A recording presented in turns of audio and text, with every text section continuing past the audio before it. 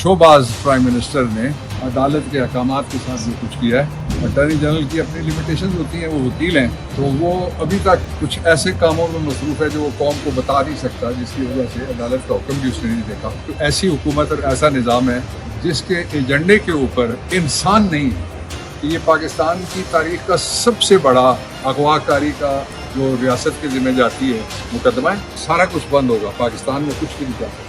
ये हुकूमत आर्जी निज़ाम regime change के बाद लाए गए लोग ये चलेंगे तो पाकिस्तान नहीं चलता, ये साबित होगा। ये तो लोगों का गला काटेंगे और अपने गले भरेंगे। बिस्मिल्लाहिर्रहमानिर्रहीम, अस्सलाम वालेकुम। SNN के साथ में हूँ चाम फुरकान चौधरी। बाबर रवान इस वक्त लापता अफराद केस में SNN से बात कर रहे हैं, आपको ले चलते हैं। मीनिंगफुल ऑर्डर पास करेंगे थोड़ी देर में जस्टिस गुल साहब, और वो लार्जर बेंच को रेफर हो गया, 3 रुकनी लार्जर बेंच, वो मंगल वाले दिन उसको सुनेगा।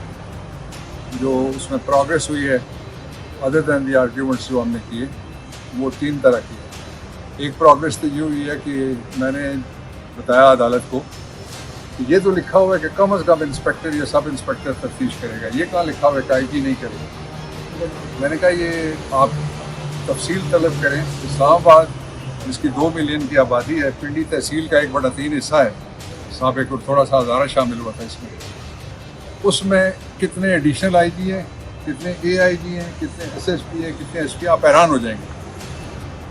और उन्होंने फिर IG को इस ग्राउंड के ऊपर कि वो तफ्तीश सब इंस्पेक्टर के बजाय, मैंने कहा वो खुद करनी चाहिए उसको।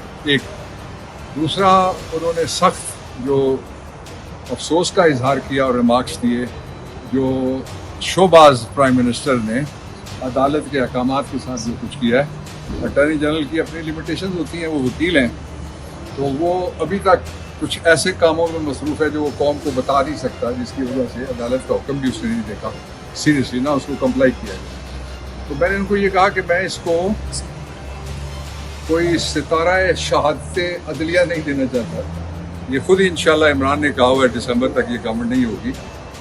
ये तो मेरा यहाँ के लिए जुमला आपके लिए है।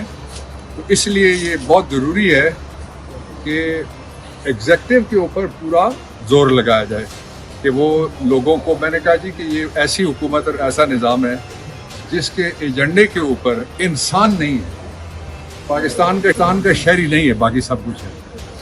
तीसरा जो सबसे इम्पॉर्टेंट डेवलपमेंट है वो ये है कि उन्होंने जो लाहौर वाला मुकदमा था अज़हर मिशवानी के अगवा का, उसमें मैंने 164 स्टेटमेंट अज़हर मिशवानी की वो भी पढ़ के सुनाई है। तो उन्होंने कहा कि इस मुकदमे में इंटरम चालान जो है वो पेश किया जाए।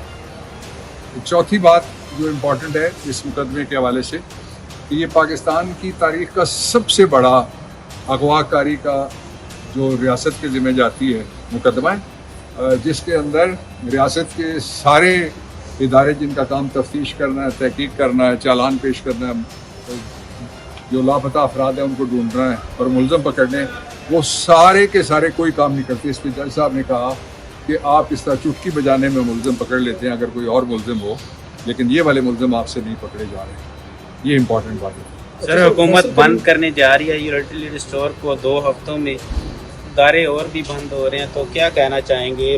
पहले तो इन्होंने बिजली के बिलों पे चीखें निकलवाई आवाम की, अब जैसे कह रहे हैं कि शोबाज का, तो आप बताइएगा।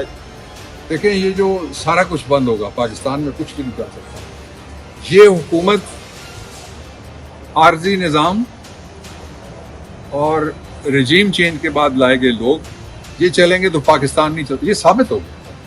तो मुझे ज़रूरत ही नहीं है कोई लंबी डिटेल में जाने की। इसलिए ये तो लोगों का गला काटेंगे और अपने गले भरेंगे।